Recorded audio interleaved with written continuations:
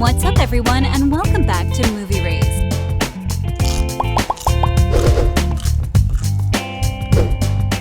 Red, White, and Royal Blue is a dazzling masterpiece that will captivate readers from beginning to end. With its engaging characters, thrilling plot twists, and poignant social commentary, the movie has won the hearts of millions of fans. But wait. How would it be if I told you some amazing facts about the marvelous cast of Red, White, and Royal Blue? Interesting, right? Let's explore some of them. The director of Red, White, and Royal Blue mentioned that the most challenging job was to track down Nicholas Galitzine and Taylor Zakhar Perez. Everything became easier after he found them because the connection flowed easily without him having to set it up. However, Nicholas and Taylor took a long time to be discovered because their audition tapes went through a lengthy process. Palace are going to release a joint statement. You've got to be joking.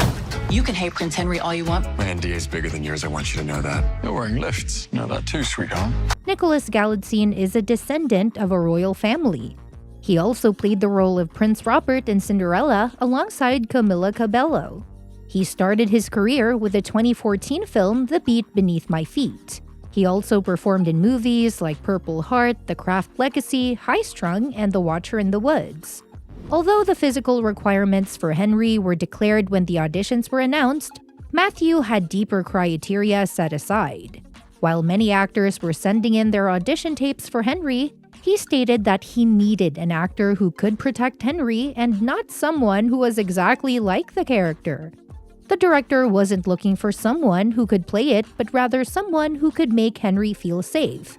And when Matthew saw Nick's audition tape, he knew he was the perfect fit. However, finding Henry was not easy. It took the director 5 months to find Nick.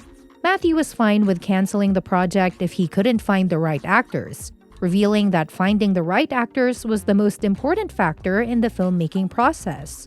Although it took some time to find Nick, it was even more difficult to find and cast Taylor as Alex. The search for Alex Claremont Diaz was so intense that Matthew personally reviewed all the audition tapes sent in for the role multiple times before he saw Taylor. His breakthrough performances as Marco in Kissing Booths 2 and 3 have helped him gain recognition. He also starred in the film One Up and acted in Alpha House and Cruel Intentions. It's no surprise that he has gained adoring fans all over the world with his seductive looks and undeniable charm. Along with being a skilled actor, he is a nationally ranked swimmer. While speaking about the role of Alex, Matthew revealed that there are only a few people in the world who could suit Alex because the character exists in many ways, and also because Alex isn't just a character, but a charismatic one. And Matthew said he wanted to get the two things that describe Alex accurately from the book, which are wicked language, forward intelligence, and that easy charm. So when Taylor showed up, Matthew knew he would fit the role. Taylor, on the other hand, could quickly transform himself into the character, as his audition tapes persuaded Matthew. He knew that he could be whoever Alex represented. Taylor did have one other advantage, and that was his background. When Matthew Lopez was searching for Alex, according to Matthew, who understood what it meant to have Z as the last letter of their name, he wouldn't have to explain much to Taylor Zakhar Perez, as he would instantly understand and bring the necessary emotions for that scene on board. Finding the perfect match for Alex and Henry was difficult, but it was nothing compared to the larger picture required to make the film. And even though Matthew found his perfect cast, he figured he has yet to get to the hard part, as he wondered if Nick and Taylor would work out as lovers on screen, as he feared they would both be oil and water, which would be impossible to mix. Matthew wanted to bring them both together and see how they would fit for a chemistry read, but things didn't go as planned. They were all in different places at the same time because the director was in London. Taylor was in Los Angeles, and Nick was on a movie set in New Orleans. So Matthew suggested they all fly to New Orleans to take the chemistry reading test with Nick, but they all declined, arguing that Zoom would be a better option. Director Matthew, for some reason, didn't trust Zoom. They tried to persuade him that if Nick and Taylor had chemistry on Zoom, they would have the same energy in person. Matthew was concerned that they might get along on Zoom, but not in person. Surprisingly, what happened next was quite shocking. Matthew stated that their audition was so exciting and electric that they instantly connected. The Zoom meeting was critical because in the film, Alex and Henry's relationship developed over text messages and calls before they started dating, and convincing the audience of their chemistry while texting began with their ability to make it real the first time they met on Zoom. And that was when they knew they had gotten the job. Matthew revealed that he left the room for a while and returned to find Taylor and Nick already friends, talking as if they'd known each other forever. Their personalities quickly emerged through them, as they frequently bantered about trivial matters like their height differences, teased each other constantly, and even finished each other's sentences like old lovers. Taylor was always joking, saying, "I don't like Nick, but I respect him."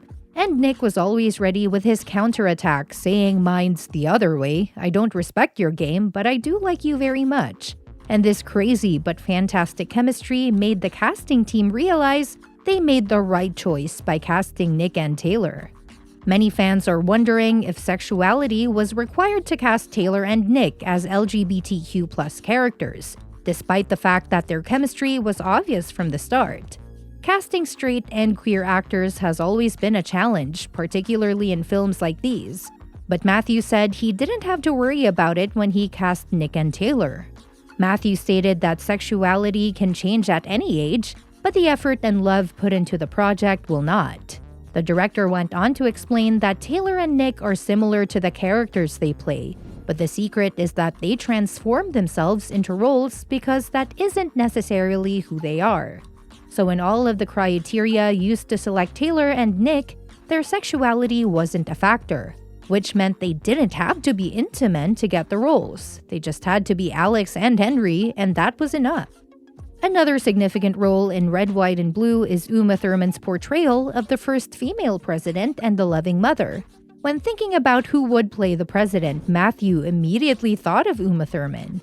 He stated that any cast for who should be the first female president should include Uma Thurman, but one crucial requirement was used in selecting Uma for this role.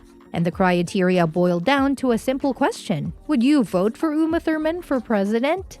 Even though they had other actresses on their list, Uma remained on top, and at the end of the casting process, they knew that Uma was the right actress to play the role of the first female president. Uma is from Boston, Massachusetts. She is a Hollywood legend known for her memorable performances in the films Pulp Fiction and Kill Bill.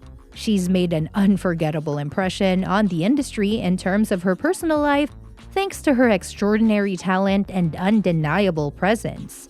The casting for Stephen Fry, who plays King James III of England and Henry's grandfather, followed in the footsteps of Uma.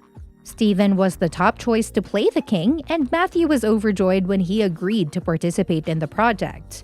Nora Halloran's role and support for Alex in the film aren't widely discussed, but the character was an important part of Alex's life. Alex could tell Nora anything because she had a listening ear and a heart to embrace love. And because this role is so delicate, the director looked very carefully before casting Rachel Hilson. Matthew stated he made the same decision for Red, White, and Royal Blue cast and has no regrets. What are your thoughts on these facts? Let us know in the comments. And as always, thanks for watching.